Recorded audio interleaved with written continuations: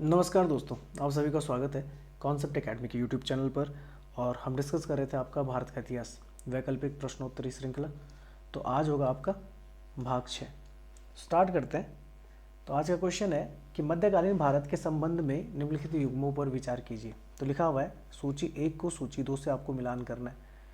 तो लिखा हुआ है तवारीख क्या होता है। तो तवारीख है इतिहास को बताने का काम। बिल्कुल सही है, मध्यकालीन भारत में ये चीज़ देखने को मिलती थी, खासकर दिल्ली सल्तनत और मुगल काल में। दहलीवाल बोला जाता था, दिल्ली में चलने वाले सिक्कों को दहलीवाल कहा जाता था। और बंदगान जो देखने को मिलता था वो गुलामों को कहा जाता था।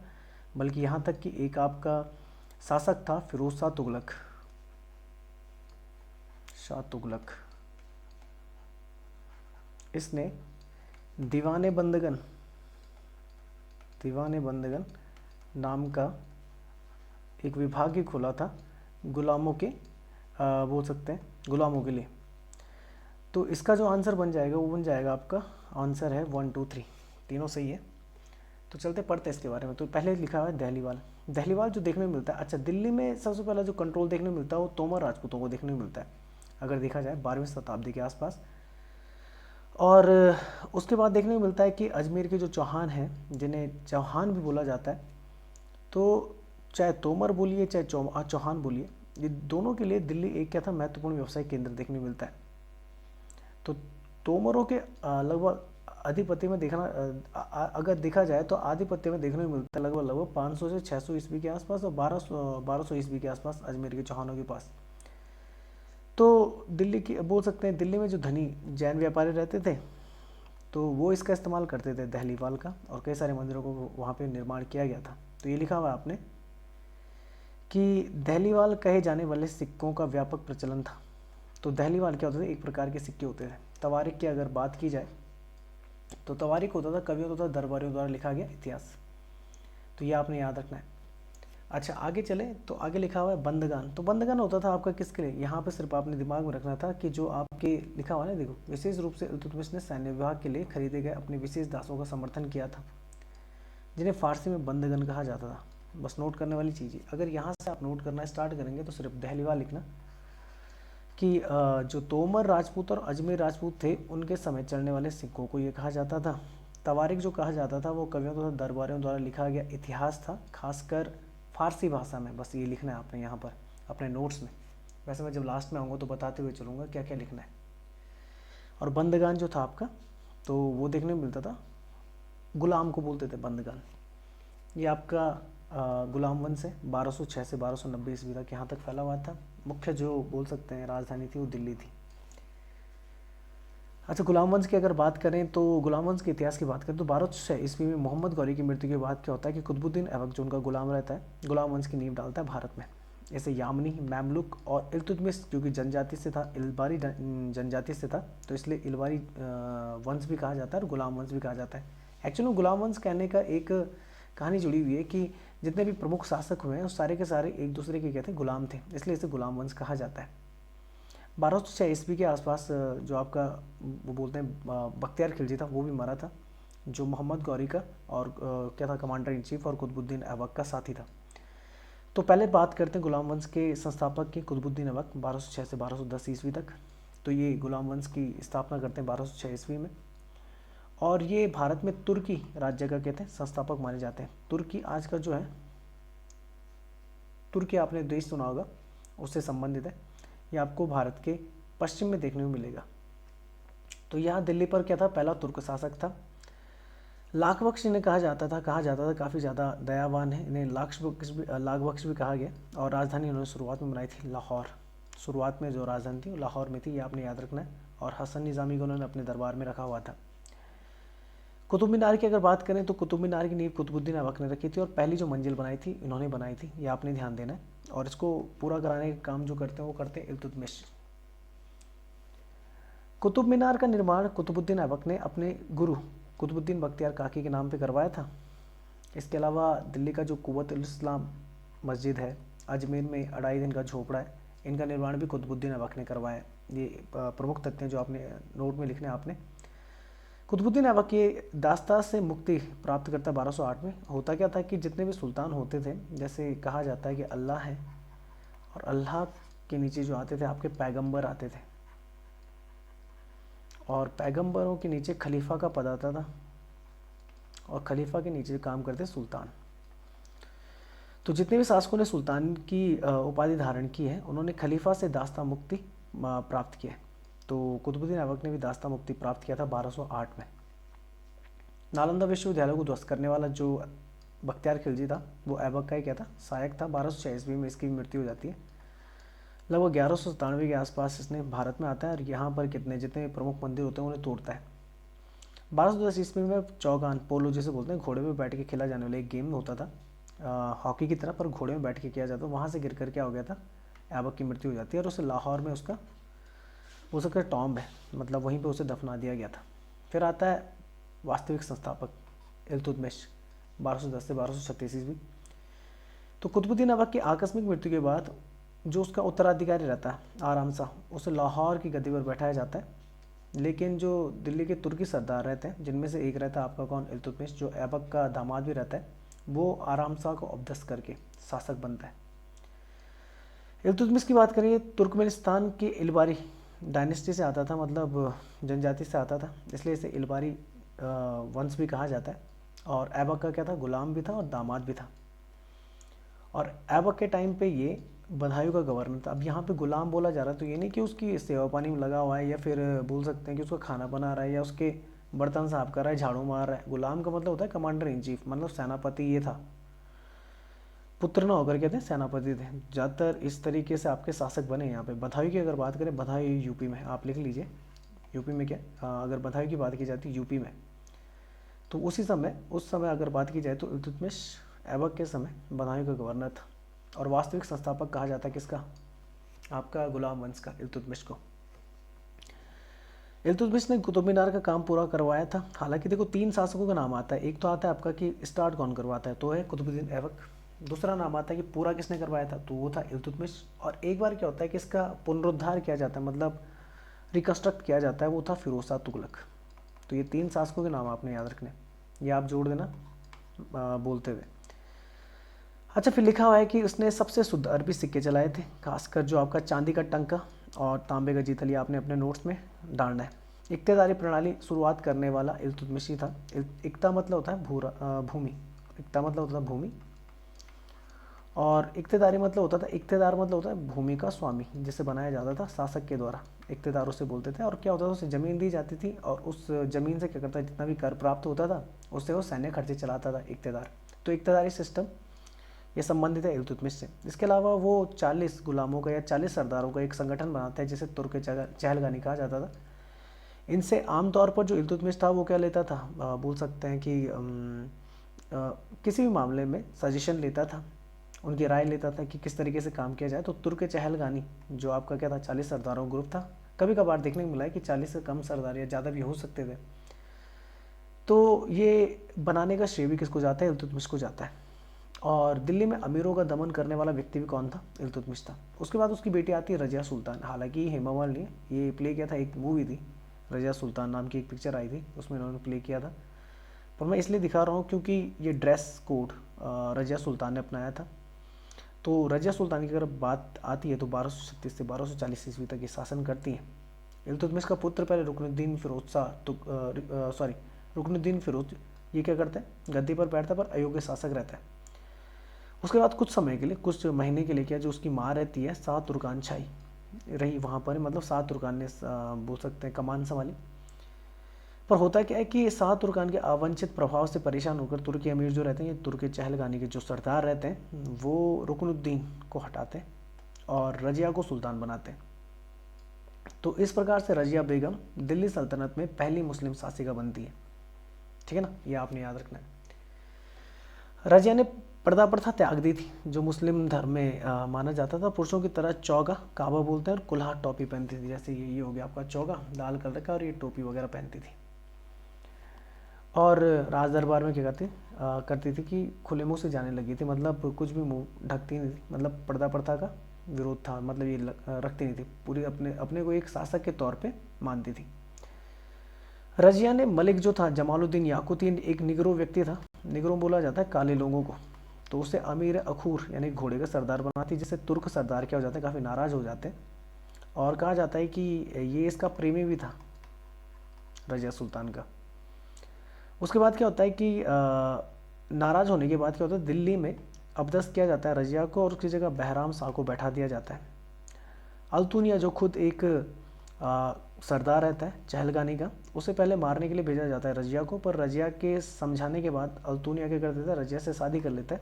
पर बाद में जाके तुर्क चहलगानी इन दोनों को क्या कर देती है, 13 अक्टूबर 1240 को दोनों को मार देती है। उसके बाद मुइजुद्दीन बहराम शाह 2 साल के लिए शासक बनता है। इसी के समय क्या होता है कि 1241 में मंगोलों का आक्रमण होता है।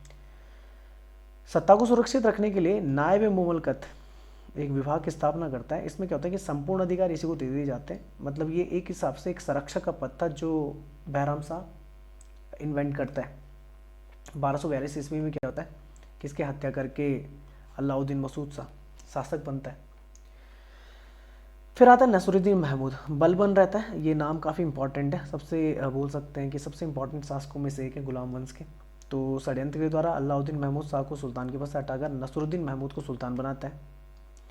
नसरुद्दीन महमूद की बात करें तो एक ऐसा सुल्तान था जो टोपी सीकर अपना जीवन गुजारता था। बलबन अपनी पुत्री की शादी इसी से करता है। अब आती है बलबन की बात। तो बलबन क्या करता है, बाद में जाके नसरुद्दीन महमूद को भी हटाता है, लिखा हुआ है, और बाद में क्या करता है, शासक बनता है।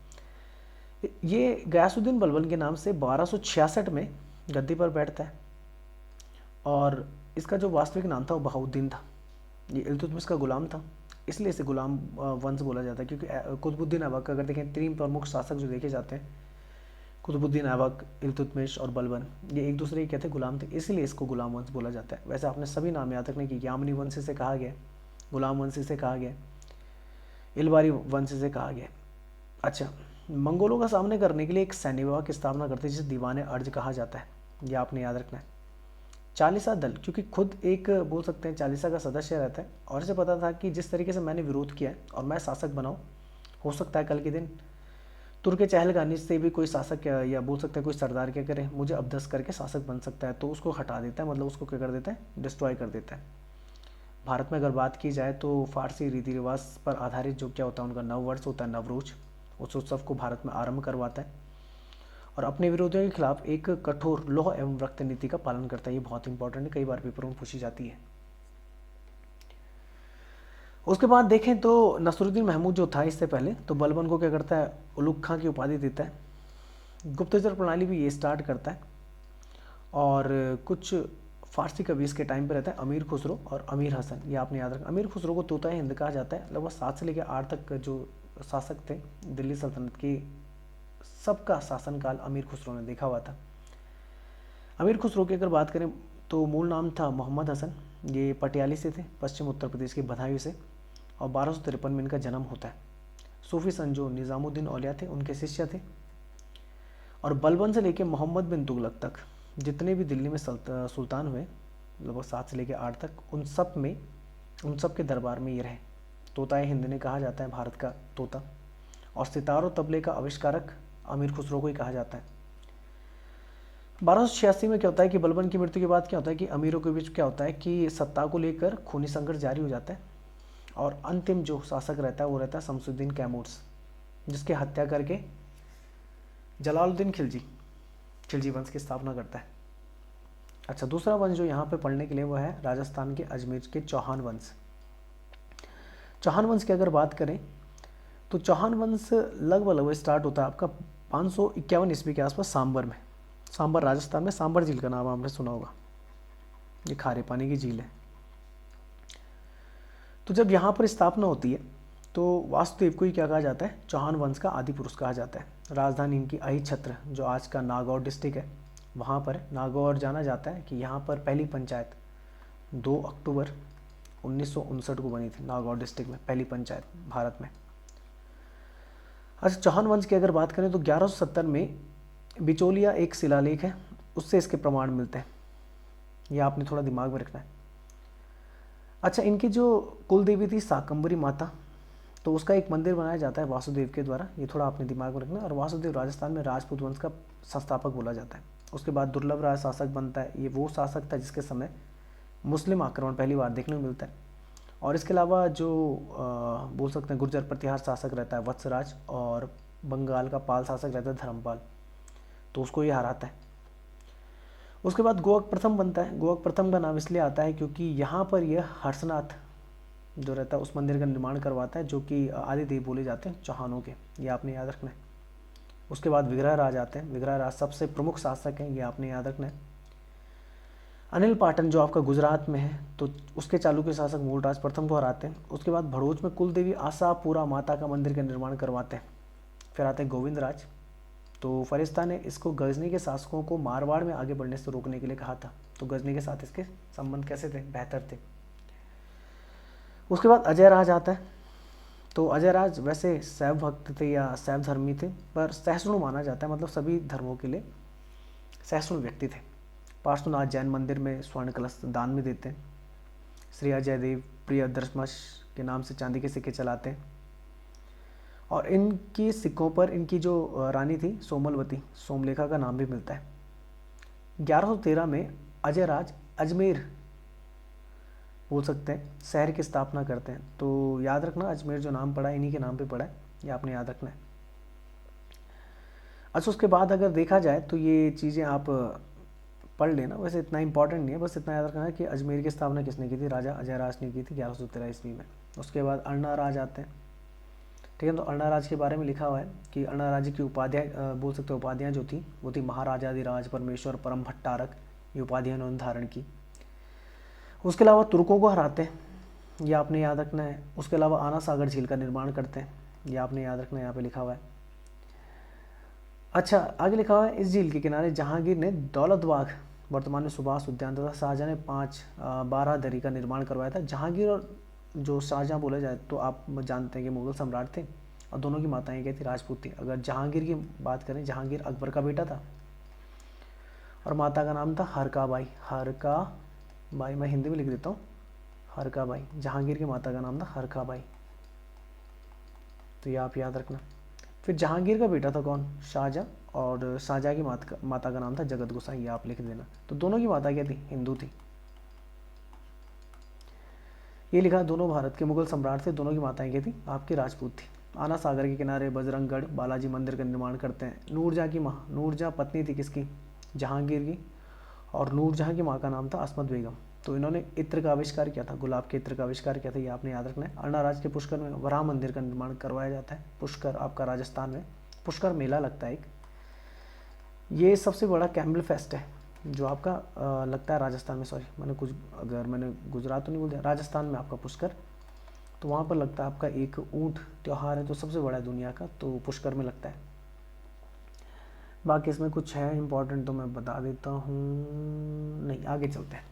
ज़्यादा चीज़ें नहीं है लिखने लायक, आपने यहाँ पे लिखना भी नहीं है अरनाराज के बारे में। अजय राज के बारे में एक पॉइंट लिखना है, बस वही है कि अजमेर नाम का जो शहर था इन्हीं के नाम पे बसा था 1113 में। उसके बाद विग्रहराज आते हैं। बिसल देव की अगर बात करें, एक प्रमुख शासक थे। ये वो शासक थे जिन्होंने अजमेर से दिल्ली राजधानी स्थापित की थी। ये आपने अपने नोट्स में लिखना है कि विग्रहराज चतुर्थ या बिसल देव वो शासक था जो अजमेर से कहाँ ले जाते हैं? दिल्ली ले जाते हैं। और चौहान वंश का स्वर्णकाल या क्लासिकल युग कहा जाता है बिसल देव के काल को, ये आपने थोड़ा दिमाग में रखना है। इसके अलावा देखा जाए तो जो 2.5 दिन का झोपड़ा था ना, वहाँ पर कई सारे इनके नाटक, यानी कि एक चीज़ देखा जाए तो काफ़ी सारे जो काव्य कृतियाँ थी वो बिसल देव ने लिखी थी, ये थोड़ा दिमाग में रखना। तो कुछ इनके नाटक हैं, तो ये लिखा हुआ है, देखो आप यहाँ पढ़ेंगे। बिसल देव कवि थे, इसलिए इसकी उपाधियाँ कवि बांधव व कंठाभरण की थी। बिसल देव संस्कृत भाषा का विद्वान था, इसके संस्कृत भाषा में हरिकेली नाटक की रचना की थी। याद रखना कि कौन से नाटक की रचना की थी? हरिकेली। इस नाटक का आधा भाग 2.5 दिन के झोपड़ा जो अजमेर में, और आधा भाग जो इंग्लैंड में ब्रिस्टल में राजा राम मोहन राय, वहीं पे क्या हो गई थी? उनकी समाधि स्थापित की गई थी, वहाँ पर देखने को मिलता है।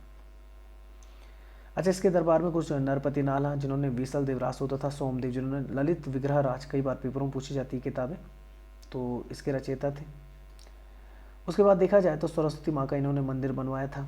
पाठशाला का निर्माण करवाया जाता है जिसको कुतुबुद्दीन ऐबक क्या कर देता है? बाद में तोड़ देता है। 2.5 दिन का झोपड़ा है जो राजस्थान की प्रथम मस्जिद कही जाती है, वहाँ पे 16 खम्भों के महल के नाम से भी जाना जाता है। वहाँ पर भी इन्होंने कुछ अपने लेख लिखे थे, जिसका डिज़ाइन जो था 2.5 दिन का झोपड़ा अबू बकर थे उन्होंने तैयार किया था। अच्छा, कुछ लिखा हुआ है यहाँ पे। बिसल देव ने दिल्ली से प्राप्त अशोक के शिलालेख के पास 9 अप्रैल 1163 को शिवालिक शिलालेख अंकित करवाया था। बिसल देव का राज्य धर्मसेव था, यानी बोल सकता है जो राज्य धर्म था वो क्या था? सैव था। किलहॉर्न ने बिसल देव को कहा है कि उन हिंदू राज्यों में से एक था जिनकी तुलना कालिदास और भवभूति से की जा सकती है। अब आता है सबसे महान शासक पृथ्वीराज तृतीय, जिसके बारे में हम पढ़ते हैं पृथ्वीराज चौहान।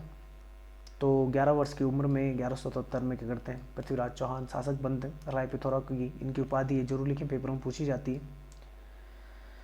और इनकी माँ का नाम था कर्पूरी देवी और पिता का नाम था सोमेश्वर। पिता का नाम आपने अगर लिखना है तो पिता का नाम था सोमेश्वर चौहान, ये आपने याद रखना है। अच्छा, कर्पूरी देवी का संयोग सोमेश्वर की मृत्यु के बाद, ये इनके पिता हैं, की मृत्यु के बाद जो मुख्यमंत्री थे कदम्बवास तथा कैमासा सेनापति भुवनमल ने किया था।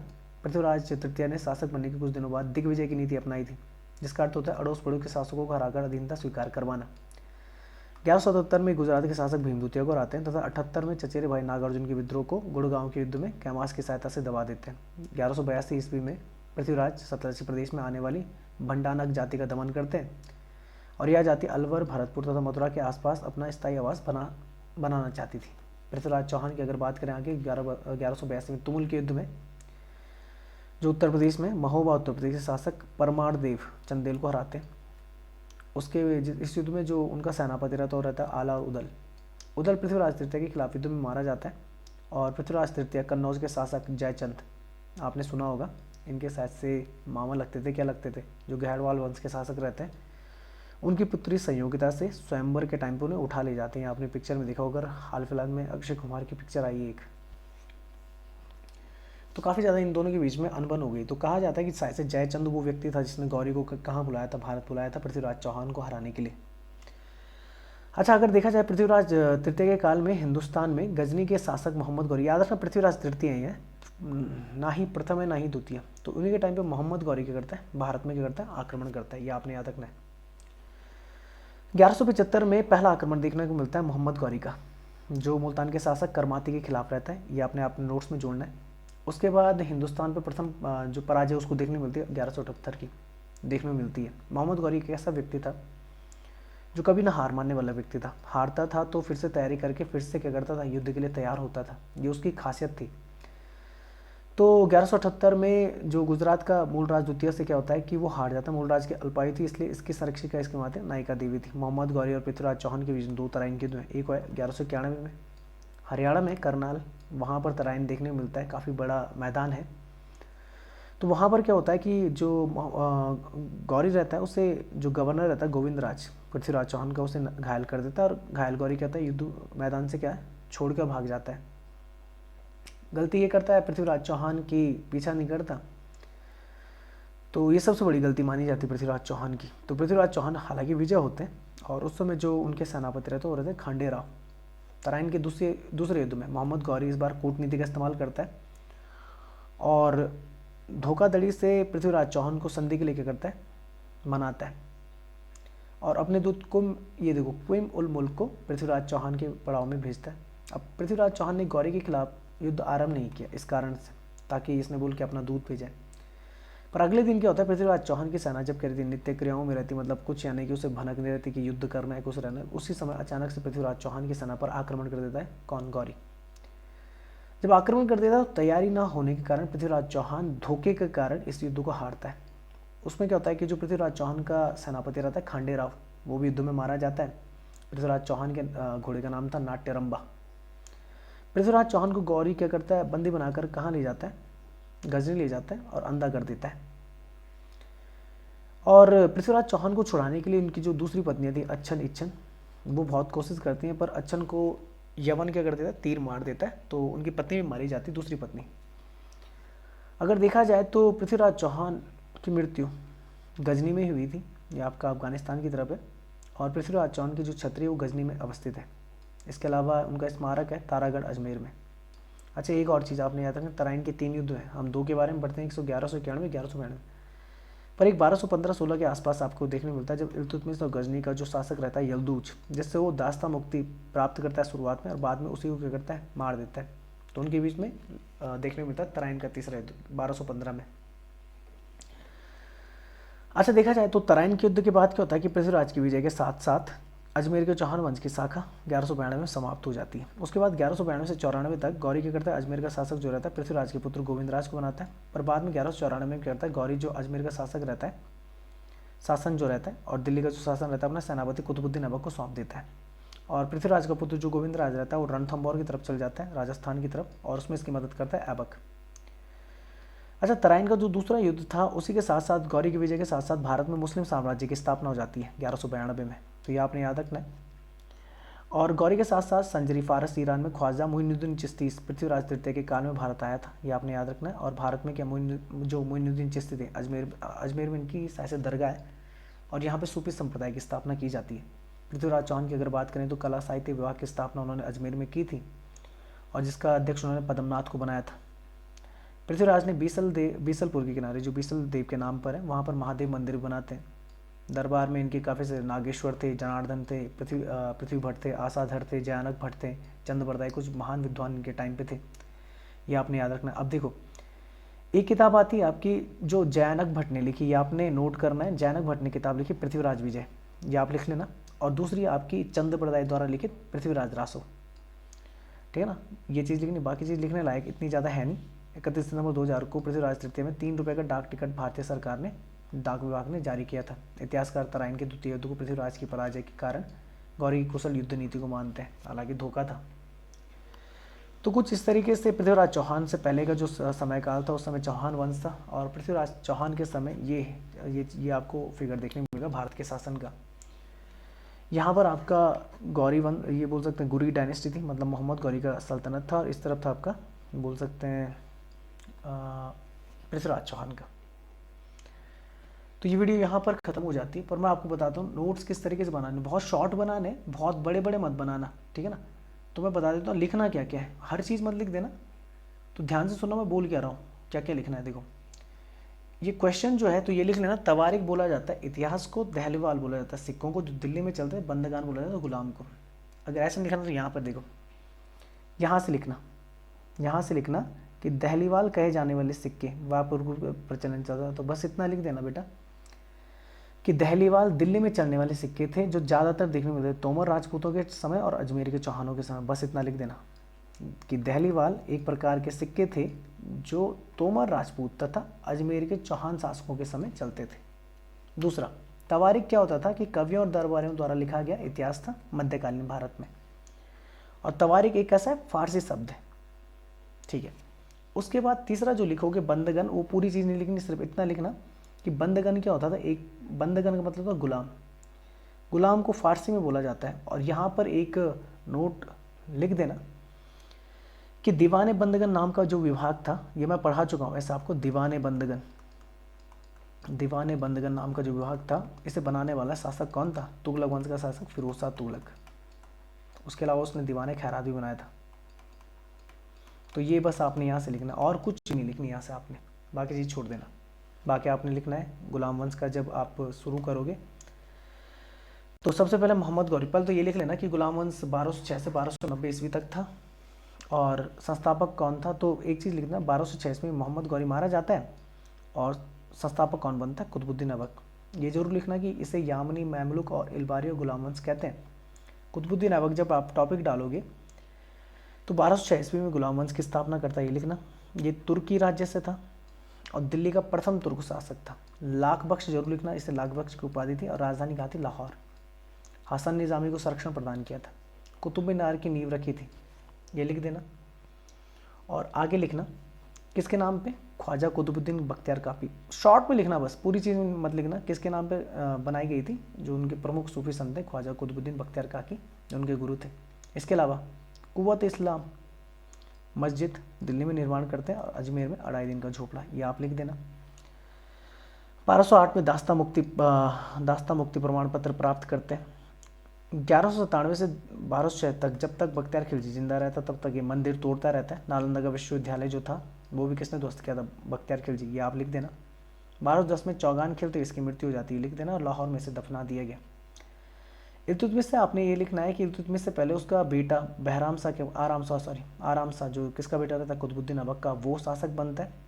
और फिर उससे अपदस्त करके जो ऐबक का गुलाम या दामाद, दोनों लिखना, इल्तुतमिश शासक बनता है। ये इलबारी तुर्क था और ऐबक की मृत्यु के समय ये बंधावे का गवर्नर था, ये लिख देना। और इसे वास्तविक संस्थापक बोला जाता है किसका? आपका दिल्ली सल्तनत का।